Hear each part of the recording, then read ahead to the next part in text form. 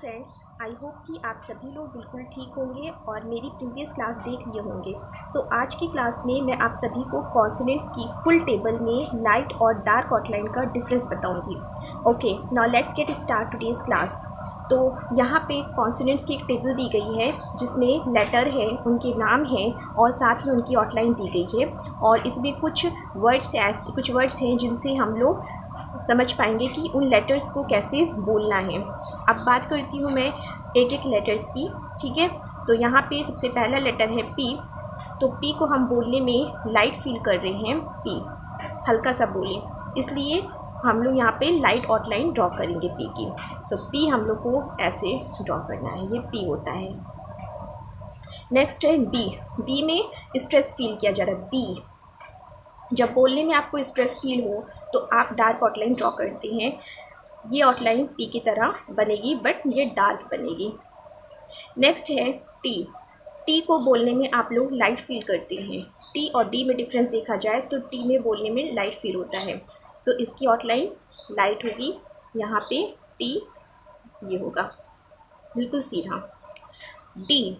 D को बोलने में हम लोग स्ट्रेस फील करते हैं, इसलिए इसकी आउटलाइन डार्क होगी, यानी कि इसी टी की तरह होगा बट ये डार्क होगा क्योंकि यहाँ पे स्ट्रेस फील किया जा रहा है। नेक्स्ट है सी एच, जिसको पढ़ते हैं चे।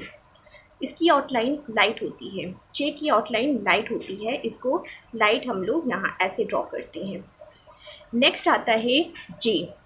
इसको पढ़ते हैं जे और यहाँ पे आउटलाइन होती है इसकी चे की तरह बट ये जे है, इसमें स्ट्रेस फील हो रहा है बोलने में, इसलिए इसको डार्क ड्रॉ करेंगे। नेक्स्ट है के। के हम लोग को बोलने में लाइट फील हो रहा है। अगर गे से कंपेयर करें जी से तो हम लोग को यहाँ पे के और जी में देखें तो के में लाइट फील हो रहा है। जब लाइट फील हो तो हम लाइट आउटलाइन ड्रॉ करते हैं, यानी कि बिल्कुल ऐसे बिल्कुल लाइट ड्रॉ होगी, यहाँ पे लाइट ड्रॉ होगी इस तरह से। जी। जी में बोलने में हम लोग को क्या होता है, स्ट्रेस फील होता है, इस वजह से यहाँ पे हम लोग डार्क आउटलाइन ड्रॉ करेंगे जी के लिए। नेक्स्ट है एफ़। ओके, एफ़ के बोलने के लिए हम लोग को लाइट फील हो रहा है एफ़। अगर आप बोलेंगे खुद से तो समझ आ जाएगा कि किसमें लाइट फील हो रहा है और किसमें डार्क फील हो रहा है, आई मीन स्ट्रेस फील हो रहा है, ठीक है। तो यहाँ पे एफ़ बोलने में हम लोग को लाइट फील हो रहा है, इसलिए इसकी लाइट आउटलाइन ड्रॉ होगी, यानी कि एफ़ के लिए हम लोग ऐसे ड्रॉ करेंगे, ये एफ़ होगा। आप लोग को डायरेक्शन भी देखते जाना है कि मैं किस डायरेक्शन में बना रही हूँ, ये बहुत इंपॉर्टेंट है। नेक्स्ट है वी। वी में हम लोग बोलने में स्ट्रेस फील कर रहे हैं, इसलिए इसकी आउटलाइन डार्क बनेगी। सो वी हम लोग का ये होगा। नेक्स्ट है टी एच, यानी कि इथ पढ़ते हैं इसको। इसमें हम लोग लाइट फील कर रहे हैं बोलने में इथ में, तो ये हम लोग की लाइट आउटलाइन होगी, ठीक है।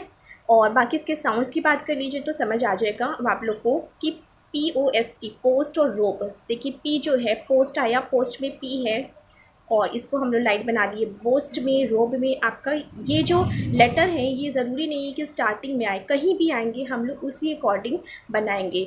अगर हम लोग का बी पहले आ रहा है तो हम लोग मतलब पोस्ट में बी स्टार्टिंग में आ रहा है, रोब में बी बीच में आ रहा है, कहीं लास्ट में आ जाएगा, जिस भी तरह से आए। मेन चीज़ हम लोग को पकड़ना क्या है, साउंड को पकड़ना है। सो बूस्ट में हम लोग को बूस्ट में यहाँ पे बी हो रहा है और रोब में बी, ठीक है। सो रोब बी का साउंड निकला, टिप में टी का साउंड आया। इस तरीके से आप साउंड को पहचान सकते हैं। जैसे मान लीजिए यहाँ पे लिखा है सी एच, सी एच को चे पढ़ते हैं तो यहाँ पे C H E S T को आप लोग, ये नहीं कि सी की अलग आउटलाइन बनेगी एच की, सी एच मिला के हम लोग क्या पढ़े, चेस्ट, यानी कि चा की आउटलाइन। यहाँ पे चा का साउंड निकल रहा है तो हम लोग चा की आउटलाइन यहाँ पे ड्रॉ करेंगे, यानी कि साउंड पे ये डिपेंड होता है।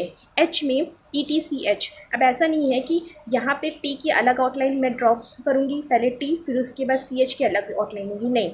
आप साउंड को पकड़िए तो ई टी सी एच का मतलब होता है एच, यानी कि एच लास्ट में पहले तो ई का साउंड निकला, दोबारा आपका निकला किसका, एच, यानी कि चा का साउंड निकला। तो किस कैटेगरी में आया, यहाँ पे चे में, ठीक है।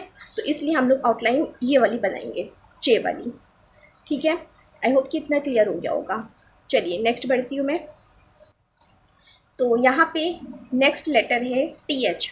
टी एच में वहाँ पे हम लोग पिछले में देखे थे इट पढ़ते थे जिसमें लाइट फील होता था, तो लाइट आउटलाइन ड्रॉ करते थे। यहाँ पे टी एच में थी पढ़ेंगे। जब थी पढ़ा जाएगा तो इसमें क्या हो रहा है, स्ट्रेस फील हो रहा है, तो इसलिए डार्क आउटलाइन ड्रॉ करेंगे थी के लिए, और ये हमारी आउटलाइन ऐसे बनेगी थी।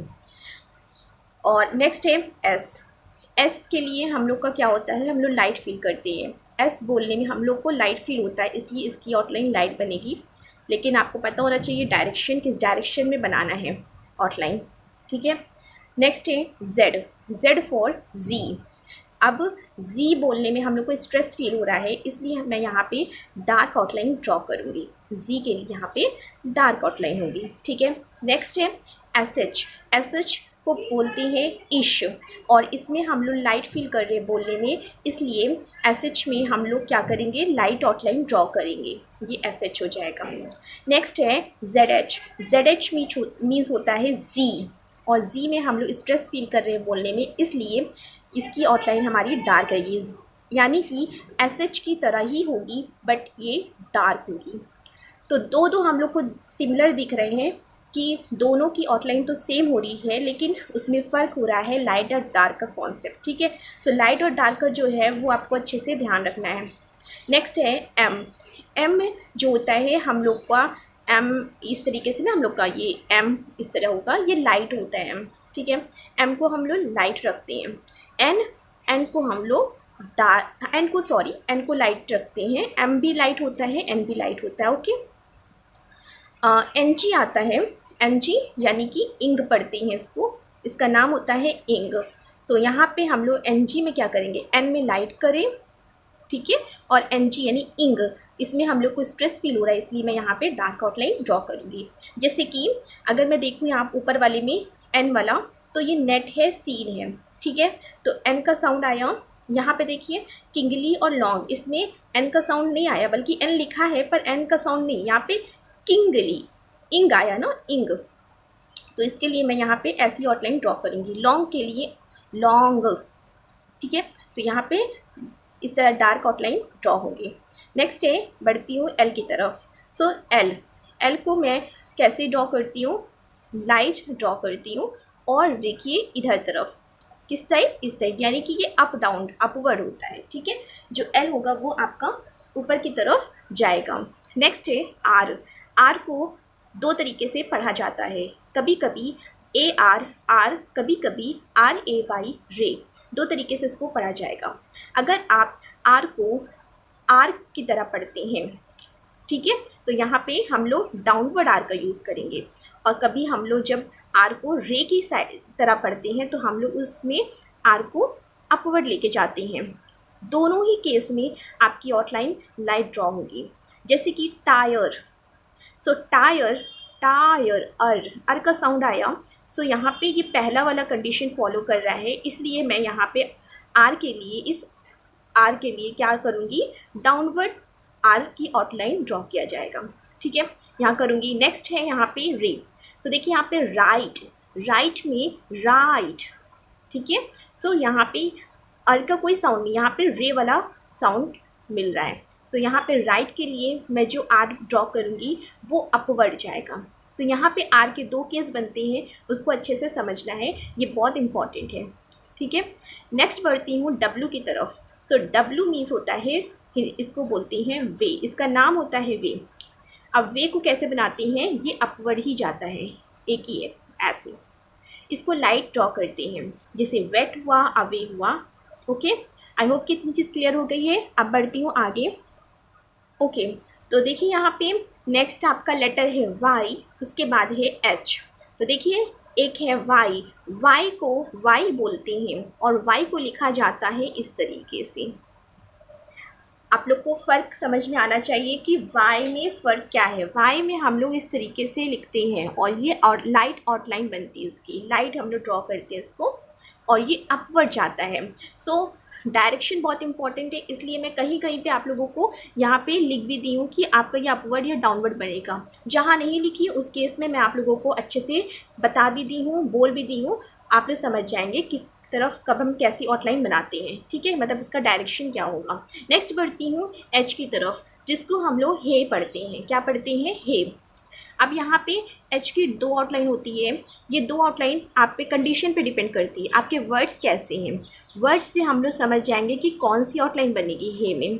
ठीक है, एच के लिए हम लोग ये भी बनाते हैं डाउनवर्ड एच, ये होता है हमारा डाउनवर्ड एच है, और अपवर्ड एच हम लोग का ये होता है। सो ये चीज़ आप लोगों को धीरे धीरे समझ आ जाएगी कब हमें डाउनवर्ड और कब अपवर्ड एच बनाना है, लेकिन लाइट बनाना होगा। ओके, सो ये चीज़ हमारे डिपेंड करता है वर्ड्स पर, कैसे वर्ड्स है, उन वर्ड्स से हम लोग को समझ आ जाएगा। ठीक है, मैं आपको बता दूंगी अच्छे से कि कैसे बनाना है। अब देखो नेक्स्ट यहाँ पे इस पर वर्ड्स दिया गया है हाई, एडियर। सो हाई के लिए हम लोग डाउनवर्ड बनाते हैं। ठीक है, और इस तरीके से एडियर होता है। ठीक है, सो ये सारी चीज़ें हैं कि क्या कौन सी आउटलाइन बनानी है, ये धीरे धीरे आप लोगों को समझ आ जाएगा। ओके, सो यहाँ पर कॉन्सोनेंट्स की फुल टेबल को फुली एक्सप्लेन कर दिया गया है, और अब इसकी प्रैक्टिस कैसे करना है इसको समझ लीजिए।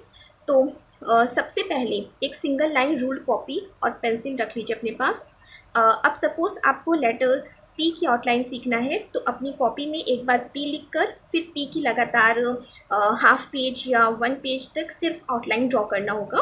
ओके, और कंडीशन ये है कि आउटलाइन को ड्रॉ करते टाइम उस लेटर को लगातार बोलते हुए लिखना होगा। ठीक है, अगर आप बोलते हुए लिखेंगे तो ज़्यादा समझ आएगा।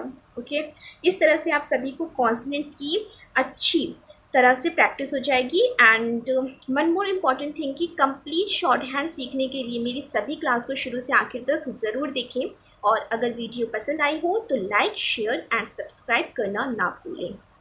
Thank you.